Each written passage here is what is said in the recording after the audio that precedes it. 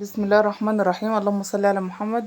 ازيكم يا حبايبي، عاملين ايه؟ النهارده ما هنعمل معاكم كفته الرز بمقادير حلوه، وان شاء الله تبقى موفره وترمي لكم كميه. معانا في المقادير كيلو رز غاسلينه ومصفينه، معانا حزمه كزبره وحزمه شبت، معانا قرن فلفل احمر وقرن فلفل اخضر، في اتوجد ما اتوجدش خلاص، معانا راس توم صغيره متقشره، معانا بصلايه واحده بس متقطعه مكعبات كده تقطيع عشوائي برضو.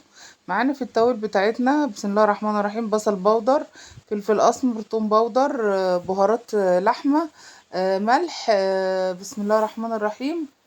هي دي التوابل اللي معانا. ماشي،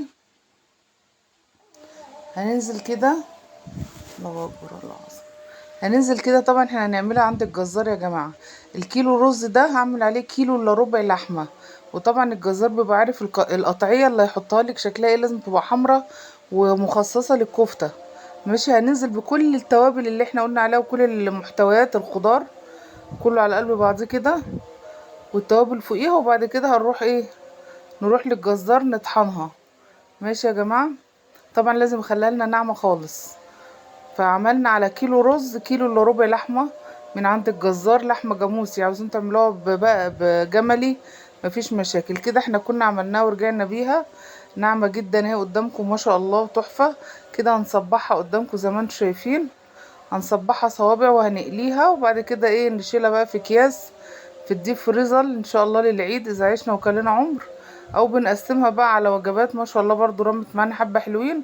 ولو الفيديو عجبكم تدعموني باشتراك وشير للقناة، وكل سنة وحضراتكم طيبين وبألف خير يا رب. انا كده بوريكم طريقة التصبيع. طبعا سهلة جدا، تعملوها بالحجم اللي انتوا عاوزينه. عاوزين الصباع كبير صغير براحتكم جدا. معلش يا جماعه، معرفش الصوره طلعت صغيره ليه والله. انا مصوراها يعني التليفون زي ما بصور، معرفش بتصغر معانا ليه ساعات كده. انا عملتها اهي، وبعد ما صبعتها قليتها كلها الكميه اهي ما شاء الله. طبعا تفرزوها بقى زي ما انتوا عاوزين، على اكياس على كميات على حسب الاسره. وبألف هنا وشفا، والسلام عليكم ورحمه الله وبركاته.